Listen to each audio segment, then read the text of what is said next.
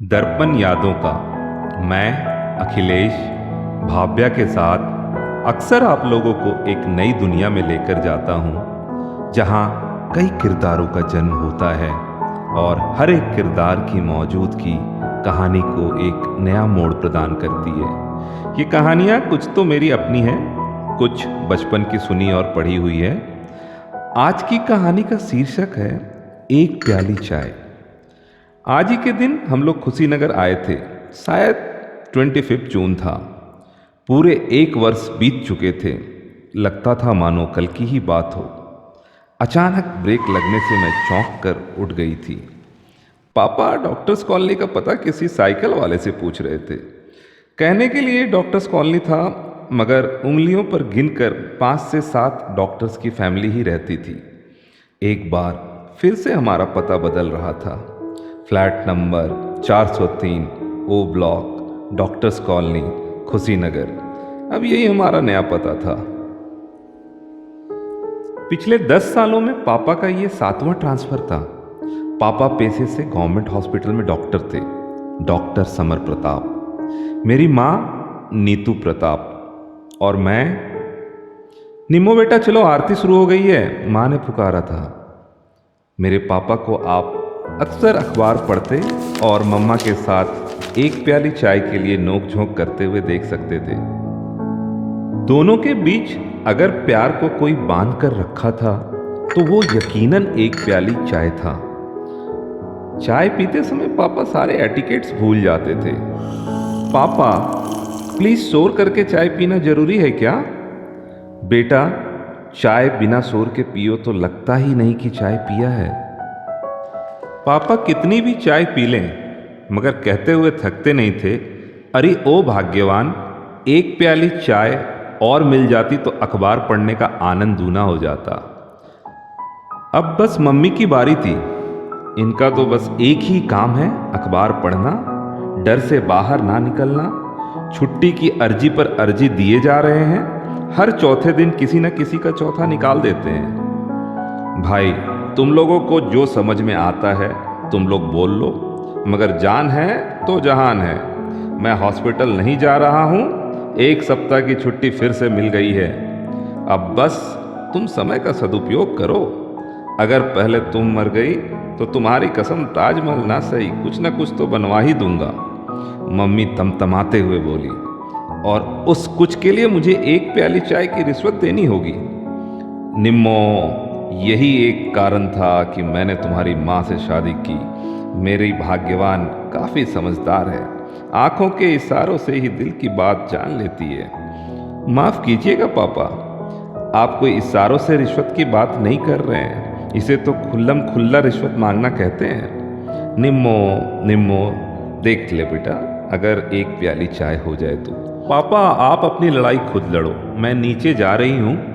कल डॉक्टर पूर्णिमा आंटी 15 दिनों के बाद कोविड हॉस्पिटल से घर वापस आ रही है।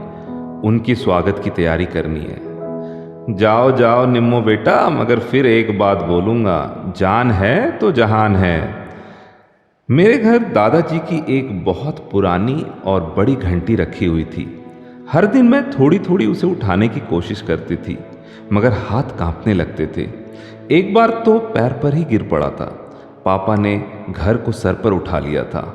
उस दिन अगर मैं ना रोकती तो ये घंटी किसी कबाड़ी के कबाड़ में पड़ा होता। आज शाम को सारे अपार्टमेंट के लोग नीचे आरती थाली चम्मच लेकर खड़े थे। पूर्णिमा आंटी को आने में थोड़ा लेट हो गया था।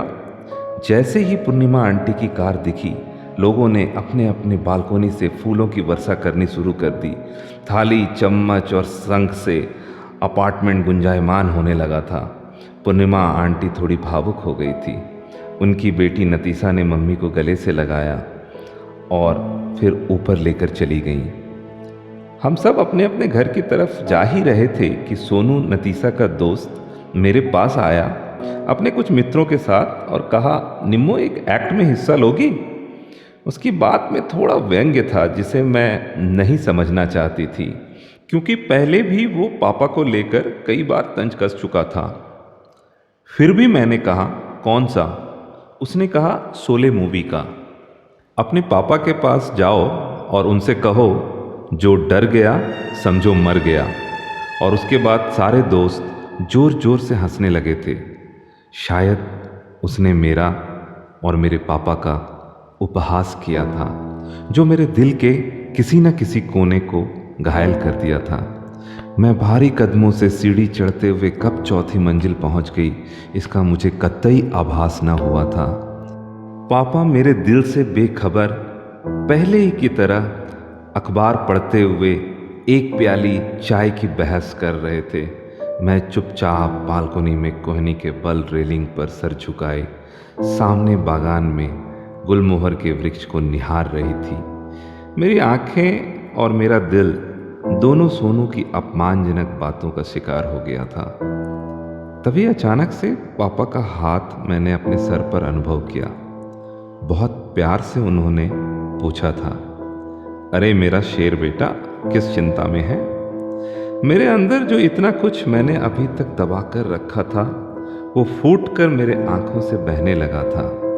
मैंने उनके हाथ को झटकते हुए कहा, पापा आप उस गुलमोहर के फूल की तरह हैं, जो दिखता तो सुंदर है मगर ना तो उसे गुलदस्ते में सजाया जा सकता है, ना ही उसे पूजा या जुड़े में इस्तेमाल किया जा सकता है। पापा आप हमेशा पूछते थे ना, मैं उस घंटी को क्यों निकालती हूँ और क्यों बजाने की कोशिश करती हूँ? क्योंकि मुझे विश्वास था कि जब आप कोविड हॉस्पिटल से वापस आए तो मुझे भी अपने दोस्तों के बीच गौरवान्वित होने का अवसर मिले और मैं थाली नहीं, इस बड़े से घंटी को बजाऊं। मगर मेरे पापा तो जान है जहाने की पॉलिसी पर चल रहे थे। मैं आपको शेर समझती थी पापा, मगर आप एक सांस में सब कुछ कह दिया था मैंने। इस तरह पहली बार मैंने पापा के साथ बात किया था। पापा की आंखें नम हो गई थी। पहली बार उनके आंखों में आंसू देखा था। शायद गहरा सदमा लगा था। बिल्कुल शांत हो गए थे, धप से सोफे में धंस गए थे। मम्मी ने मुझे आंख दिखाया था और शायद मेरी गलती का एहसास कराया था।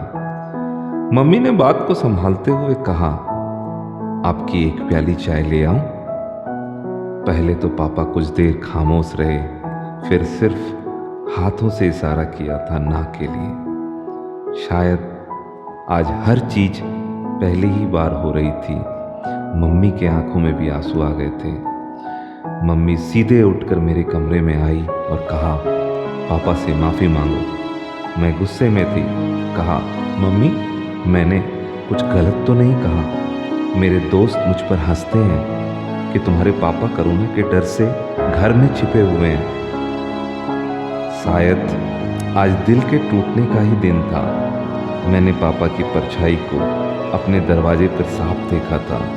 शायद मुझसे बात करना चाहते थे, मगर मेरे गुस्से को देखकर अपने कमरे की तरफ मुड़ गए थे। उस रात मैं काफ़ी बेचैन थी।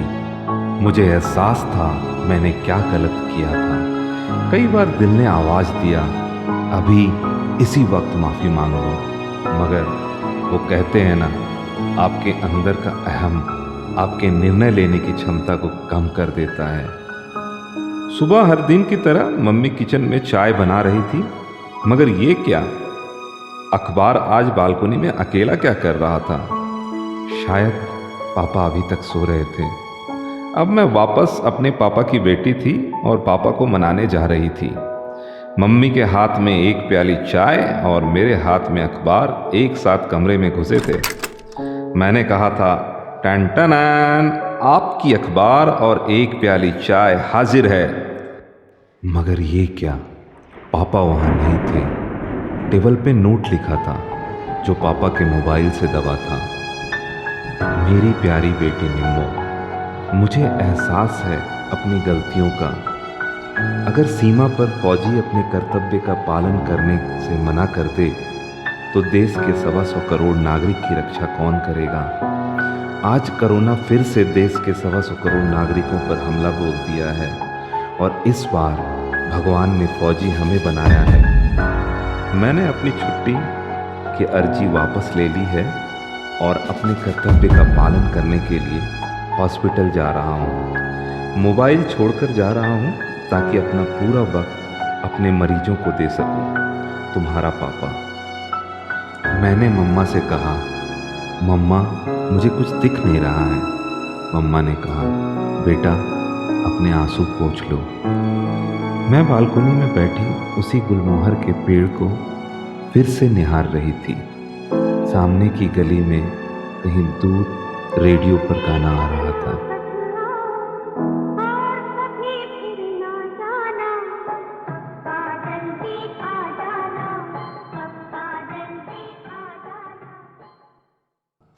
आज पूरे 7 दिन हो गए थे। अब मम्मी उदास रहने लगी थी। अब एक प्याली चाय के लिए उनसे लड़ने वाला दूर हॉस्पिटल में कोरोना से लड़ रहा था। अक्सर अखबारों के खबर से मैं चिंतित हो जाती थी। कोरोना केसेस बढ़ता जा रहा था। कहीं पापा को कुछ नहीं, ऐसा नहीं हो सकता। मैं एक एक दिन गिनते जा रही थी। कहते हैं उल्टी गिनती गिनने से वक्त जल्दी कट जाता है, मगर मेरे लिए तो जैसे वक्त थम सा गया था। अचानक दरवाजे पर किसी ने घंटी बजाई थी। अब दरवाजे पर दस्तक मुझे और मम्मी को चौंका देती थी। दरवाजा खोला तो सामने सोनू खड़ा था, हाथ में अखबार लिए। पापा की बड़ी सी तस्वीर आई थी। 80% रोगियों को कोरोना से मुक्त कराया था पापा एवं पापा की यूनिट ने। आज सोनू मुझसे नजरें नहीं मिला पा रहा था। झुकी नजरों से ही कहा था, आई एम सॉरी। आखिर वो दिन आ गया था जिसका मुझे कई महीनों से इंतजार था। पूरे अपार्टमेंट को दुल्हन की तरह सजाया गया था। सिर्फ अपार्टमेंट ही नहीं, सारे मोहल्ले का जमावड़ा लगा था। मम्मी ने भी थर्मस भरकर चाय बनाई थी।